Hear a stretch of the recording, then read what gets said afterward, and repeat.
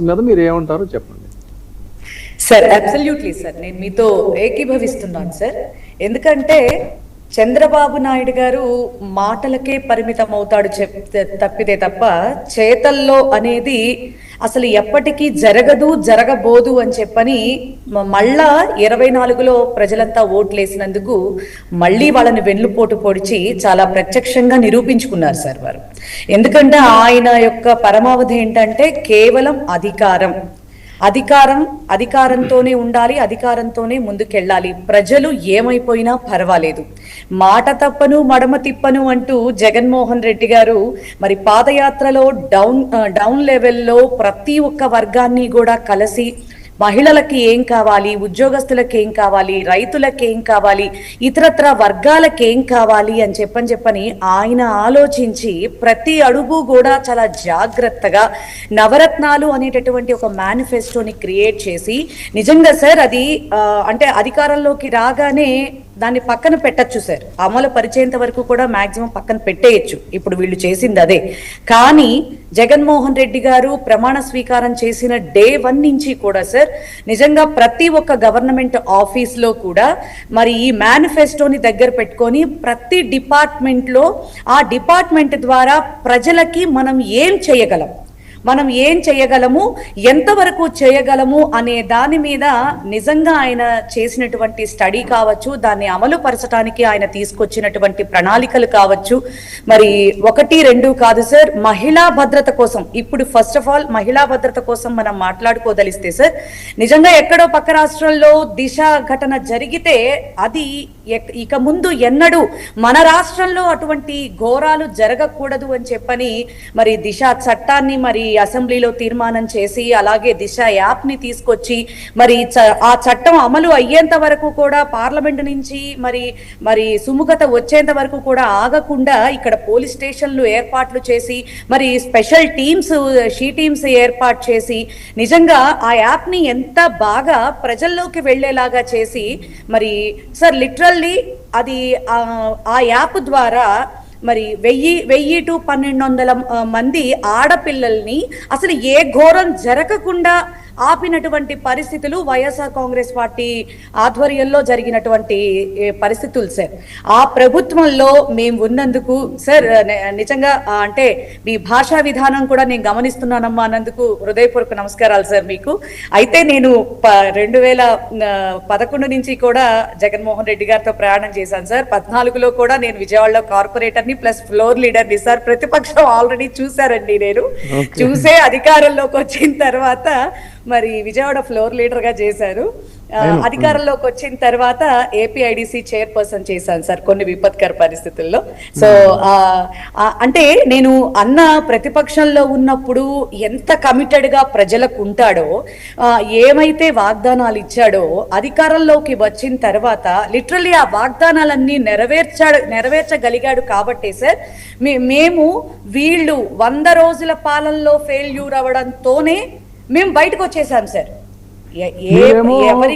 మీరేమో ఒకవైపు అద్భుత పాలన అంటే 2 ఏళ్లు పూర్తయిన సందర్భంగా రాక్షస పాలన నుంచి ఇటు ప్రజాస్వామ్యంలోకి వచ్చామని చెప్పని ఆయన చంద్రబాబు నాయుడు గారు చిరునవ్వు కాదు హ్యాపీ, ఇంకేంటి ఆయన ఒక 3 పాయింట్స్ చెప్పారు ఆయన. చాలా హ్యాపీ గవర్నమెంట్ అని చెప్పని. సో మరి ఎవరు హ్యాపీగా ఉన్నారు? Healthy wealthy happy.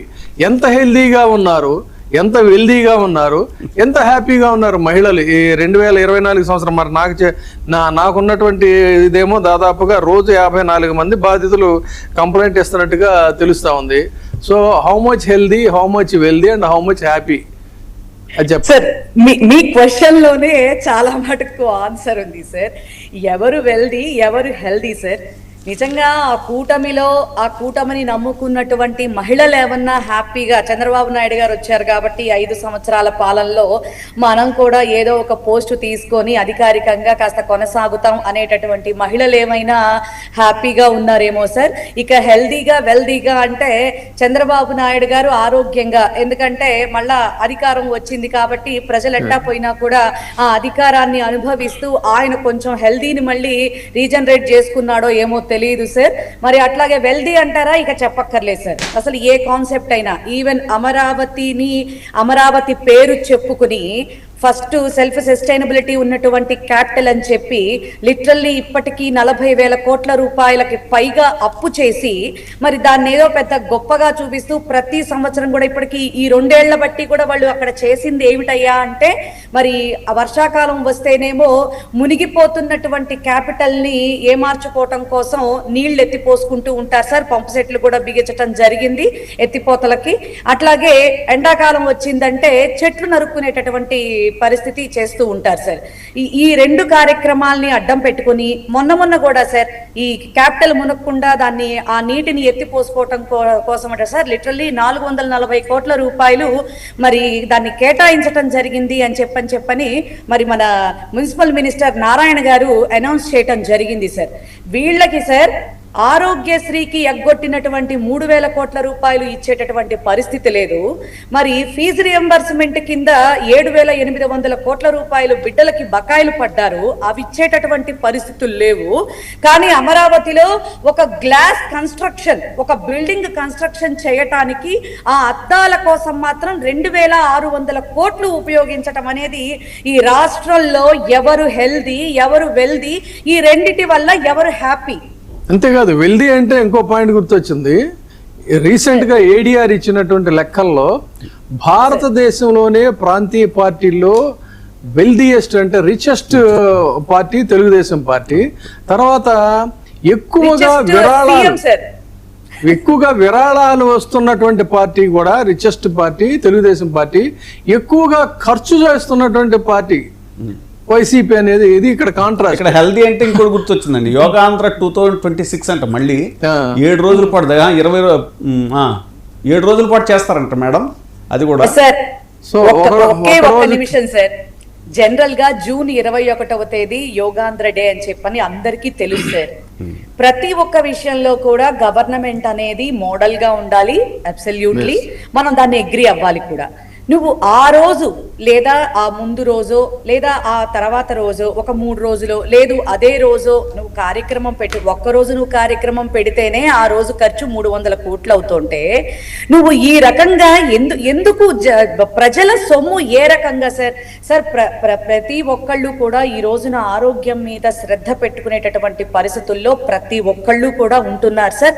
ఆ అవేర్నెస్ ఈ మధ్య మనకి మాధ్యమాలు కూడా చాలా బాగా మరి ముందుకెళ్తా ఉన్నాయి, ప్రజల్లోకి వెళ్తా ఉన్నాయి. అరచేతుల్లోనే ఇప్పుడు మనకి మాధ్యమం అనేది మనకి సెల్ ఫోన్ ద్వారా మనకి తలపిస్తోంది. కాబట్టి ప్రతి ఒక్కళ్ళు కూడా చాలా జాగ్రత్తగా చాలా అవేర్నెస్ ని వాళ్ళే క్రియేట్ చేసుకుంటూ ముందుకు పోతున్నటువంటి పరిస్థితి. అఫ్ కోర్స్ ప్రభుత్వం అనేది ఏదైనా ఒక మాట చెప్తే అది చాలా పవర్ఫుల్ గా చాలా ఇన్స్పిరేషనల్ గా ఉంటుంది. కాబట్టి మీరు బాధ్యతగా ఒక్కరోజు చేయగలిగితే, ఎందుకంటే ఒక్కరోజే నిన్ను భరించలేవు, 1,000 కోట్లు మరి ప్రజాధనం నీ సొమ్మేదో అనుకున్నట్టుగా మీ సొంత జాగీర్ ఏదో అనుకున్నట్టుగా ఖర్చు పెట్టేస్తా ఉంటారు. అసలు ఇన్నేసి రోజులు ఎందుకు సార్ నాకు అర్థం కావట్లేదు. ఇప్పుడు ఈ 14 రోజుల సమయంలో ప్రతిరోజు కూడా సచివాలయ సిబ్బందిని కావచ్చు, గవర్నమెంట్ ఎంప్లాయీస్ ని కావచ్చు, వాళ్ళ టైం ని ఎంత నాశనం చేసేస్తాడు. పైగా దానివల్ల ఏదైనా మనకి రాబోతోందా? పోయిన సంవత్సరం చేసినటువంటి యోగాంధ్ర వల్ల మోదీ గారు కూడా రావటం జరిగింది. మనకేమన్నా ప్రామిస్ చేశారా? ప్రత్యేక హోదా కోసం ఏమన్నా ప్రామిస్ చేశారా? లేదా తమరు స్పెషల్ ప్యాకేజీకి స్టార్ కాబట్టి మరి ఆ స్పెషల్ ప్యాకేజీని తీసుకునే కదా మరి ప్రత్యేక హోదాని సంజీవనీయ అని చెప్పని మాటకు ఎలక్షన్ కి ముందు ఎలక్షన్ కి తర్వాత ఒక మాట చెప్పినటువంటి తమరు ఈ యోగాంధ్ర డే సెలబ్రేట్ చేసినందువల్ల మరి ఆ మోదీ గారు ఏమన్నా ఇంత ప్యాకేజ్ అని ఏమన్నా ఆంధ్ర రాష్ట్రం డెవలప్ చేసుకోవడానికి ఏమన్నా ఇవ్వబోతున్నారా? గ్రాంట్ రూపంలో ఏదో ఒకటి ఉండాలి కదా సార్. ఖచ్చితంగా ఏదో ఒకటి అంటే